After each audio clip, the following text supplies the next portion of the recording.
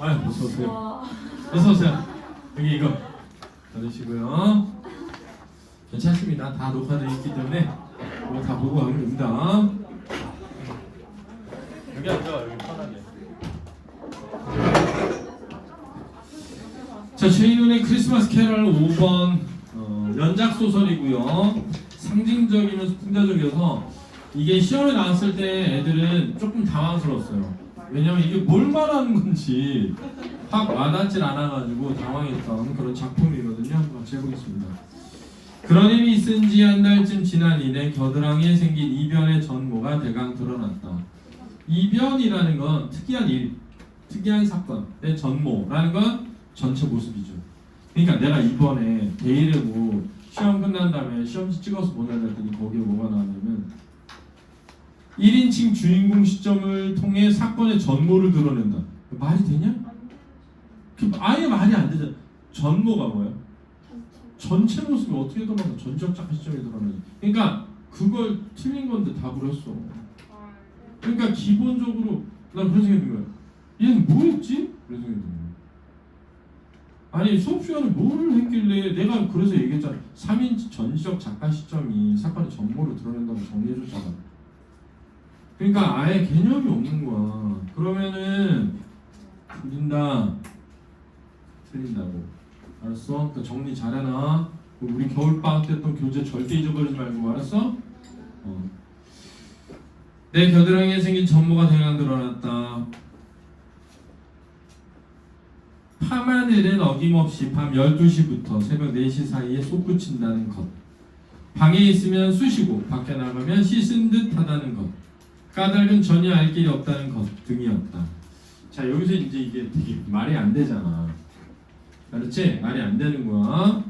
근데 여러분은 잘 모르겠지만 선생님 어릴 때는 길 가다가 저녁에 6시가 되면 사이렌이 울렸어요. 그럼 가던 길을 뭐해? 멈추고 서서 근처에 있는 태극기를 향해서 서가지고 국기에 대한 경례를 하고 가야 돼요. 선생님 어릴 때 1960년대, 70년대 말이죠. 처음에 70년대, 80년 초반까지도. 진짜로. 그리고 선생님이 지금도 기억나는데 선생님 대학 때는 밤에 12시가 되면 가게문을 다 닫았어요. 강제로. 근데 대학 때 술 더 먹고 싶은데 술 먹을 수가 없잖아. 밤 12시 문 닫으니까 철문을 내려놓고 그 안에서 마시고 했어요. 이해 안 되지? 통금이 있었다고. 통금. 못 돌아다녀. 경찰서에 끌려가는 거죠. 근데 얘가 지금 봐봐. 밤 12시부터 새벽 4시 사이에 파 마늘이 등에 겨드랑이에 돋는데 그게 너무 아픈데 밖에 나가면은 안 아파. 근데 밖에 나갈 수 있어 없어? 없잖아. 통제된 사회이기 때문에. 그래서 상징적으로 드러내는 거야. 의사는 나에게 전혀 이상이 없다고 잘라 말했다. 그도 그럴 것이. 그 시간에는 내 겨드랑이가 멀쩡히 됩니다. 그래서 그 시간은 뭐니? 낮이죠, 낮. 밤 12시부터 새벽 4시가 아닌 시간. 그때부터 나의 괴로움은 비롯되었다. 밤하늘은 전혀 불규칙한 사이를 두고 튀어나왔다. 연이틀 쑤시는가 하면 한 일주일 소식을 끊고 하는 것이었다. 하루 이틀이지 이렇게 줄곧 밖에서 세운다는 것은 못할 일이었다. 밖에서 세운다는 게 뭐야? 밖에서 밤을 세우는 거죠. 나중에 얘기해 줄게요.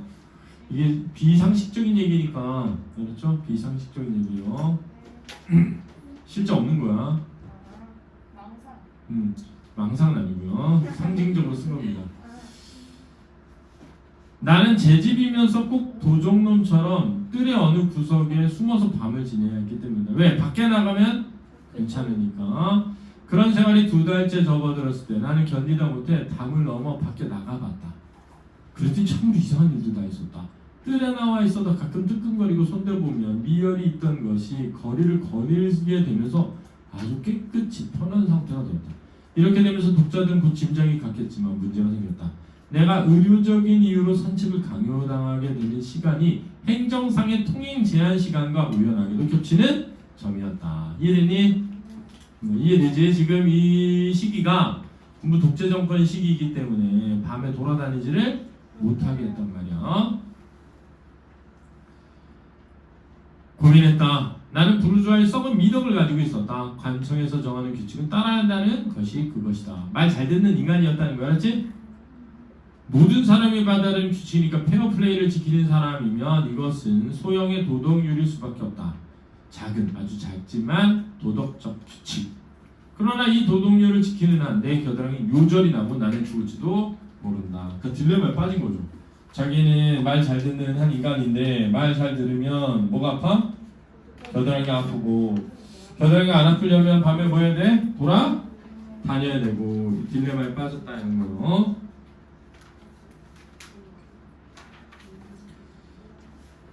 중략 부분의 줄거리. 나는 겨드랑이에 파 마늘 같은 것이 돋으면 밤거리를 몰래 산책하곤 한다. 나는 밤 산책 중에 종종 다른 사람들과 마주친다. 오늘은 경관을 만났다. 나는 얼른 몸을 숨겼다. 경관이 뭐야? 경찰. 그렇지?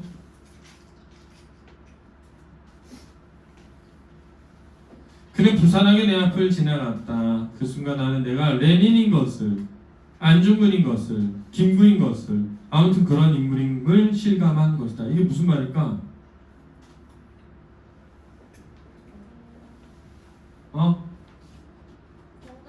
자, 이 사람들이 열거된 사람들의 공통적 특징이 뭐야? 저항한 인물이죠. 현실에 저항한 인물이죠. 현실에 저항한 인물.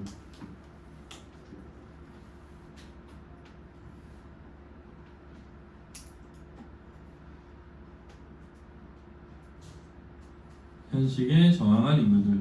그러니까 실제로 내가 현실에 저항한 인물이 아닌데 그 현실에 저항한 인물들이 느끼는 감정을 자기가 뭐하게 됐다는 거야? 느끼게 됐다는 거죠. 왜냐하면 지금 정부에서 그 하고 있는 규칙을 뭐 하는 거야? 어딘 인생이죠. 그러니까 만약에 내가 김구였다면, 또는 내가 안중근이었다면, 또는 내가 레닌이었다면 이런 감정을 느꼈을 거라는 거죠. 그가 지나간 다음에도 그가 누구야? 경관.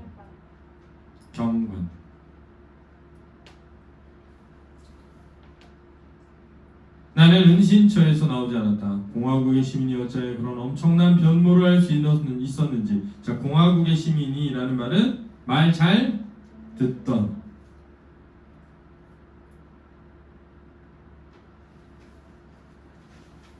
말 잘 듣던 시민이 그런 엄청난 변모를 할 수 있었는지 모를 일이다. 나는 정치적으로 백지나 다름없는 감각을 지닌 사람이다. 자, 아무런 정치적인 입장이 없는 사람이라는 거야. 위에서 레닌과 김구를 같은 유에 놓은 것만 가지고도 알만할 것이다. 사실 레닌과 김구는 같은 유의 사람이 아니에요. 그렇지. 김구는 완전 민족주의자고, 그지?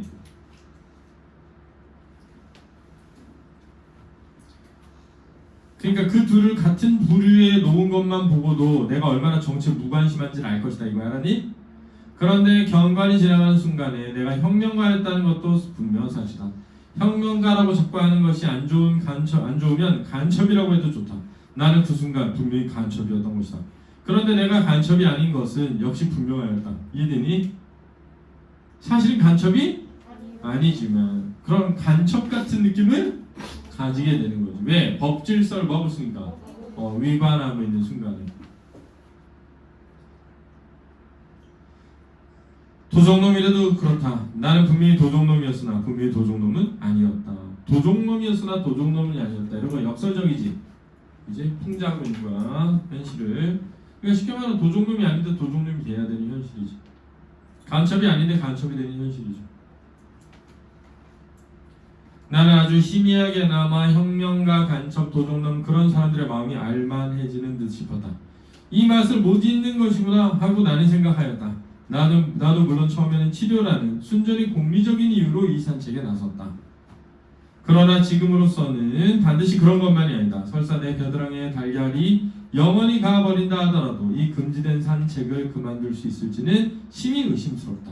나의 산책의 성격은 변질되기 시작했다. 누룩반죽처럼 기적.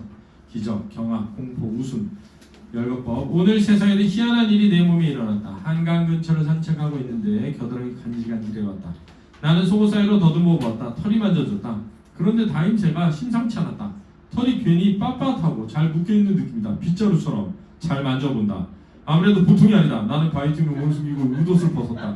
속옷은 벗지 않고 들치고 겨드랑이를 들여다봤다. 나는 실수하고 말았다. 내 겨드랑이에는 새끼 까마귀에 그것만한 아주 치사하게 조그만 날개가 돋아나 있었다. 다른 쪽 겨드랑이 또 들여다봤다. 나는 푹 웃어버렸다. 그쪽에도 장난감에 몽당 빗자루만한 것이 달려있는 것이다. 날개가 보통 새들의 것과 다른 점이 그 깃털이 굽슬굽슬한 고수머리라는 것뿐이다. 이놈이 나오려는 아픔이었구나 하고 나는 생각했다. 나는 그 날개를 움직이려고 해보았다. 깃바퀴가 말을 안 듣는 것처럼 그놈도 움직이지 않았다. 나는 정말 부끄러워졌다. 아니 자, 날개가 뭐르면 날개 이런 자유죠. 그러니까 이 사람은 깨닫는 거야. 자유의 뭐를 소중함. 뭘 하면서 깨닫는 거야. 새벽에 금지된 시간에 밖을 돌아다니면서 깨닫는 거죠. 아, 야, 니네 나 그런 얘기 많이 들었다니까. 옛날에 선생님이 이제 들어봐. 대학 다닐 때 내 친구가 그러는 거야. 학교 앞에서 경찰들이 가방 검사를 해요. 불온 서적이 있는지. 근데 그 불온 서적이라고 하는 서적들이 사실은 다 지금은 고전 양서야.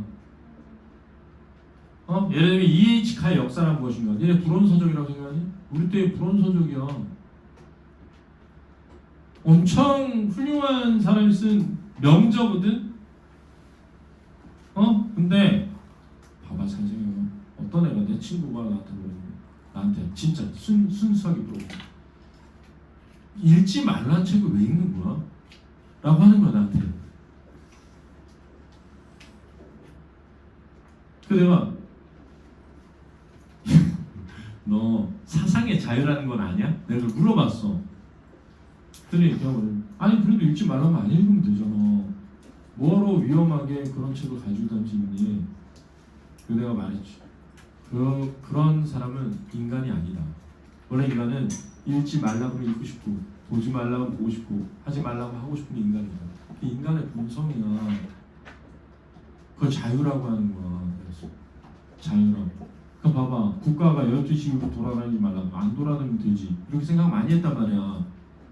근데 왜 안 돌아다니면 돼? 왜 돌아다니면 왜 안 되는 거야? 이 사람은 원래 파마늘이라는 것 자체는 없고 파랑 마늘은 있겠지만 약간 뭐가 또 뽀록뽀록하게 돋아난 거야. 달걀 껍질 같은. 그래서 처음에는 이게 아프고 하니까 밖에 나가면 돌 아파. 그래서 담 밑에 있다가 담을 넘어갔더니 하나도 안 아파. 그래서 돌아다니면서 깨달은 거지. 자유가 뭐하구나? 소중하구나. 그래서 날개가 닫힌 거지. 망상이 아니라 마지막에 이 사람이 발견한 그 날개는 이 사람이 이제 드디어 뭘 깨닫게 거야? 자유의 뭐를? 소중함.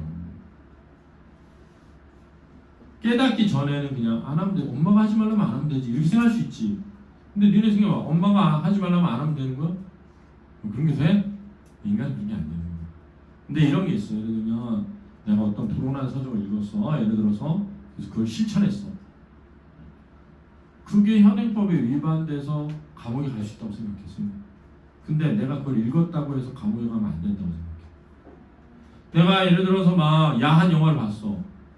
그럼 감옥에 가도 돼? 야한 영화를 봤으니까? 내가 나쁜 짓을 했어. 그럼 감옥에 가야지. 사상의 자유라는 뭐냐면 어떤 것도 읽을 수 있고 그 어떤 것도 경험할 수 있는 거야. 왜냐면 뇌를 갈라볼 수 없잖아. 너는 나쁜 생각을 해. 어떻게 알아? 나쁜 책을 읽었으니까 나쁜 생각을 하나? 그런 게 아니잖아. 그런 게. 우리는 어떤 것도 읽을 수 있고 어떤 것도 볼 수 있어. 다만 행동으로 그것을 해도 되는지 안 되는지만 잘 구별하면 되지. 그래서 진짜 웃긴 게 그런 거지. 막 옛날에 막 야한 영화 같은 거 못 보게 하려고 검열반들이 보고 잘라냈단 말이야. 그 왜 그런 거야? 그런 영화를 보면 청소년들이 야해진다는 거야. 그러면은 그 사람들은 엄청 야해졌겠네. 맨날 가서 그거 봤으니까. 자기 머리 잘라놔야겠네. 아니 그러면 자기는 봐도 되고 다른 사람들은 보면 안 되고 그럼 기준 어디서 나오는 거야? 이거 진짜 말도 안 되는 얘기지. 지금 이게 의미하는 말은 그거다. 이해되니? 자 수고했습니다. 자 화장실 갔다 와라. 10분 휴식.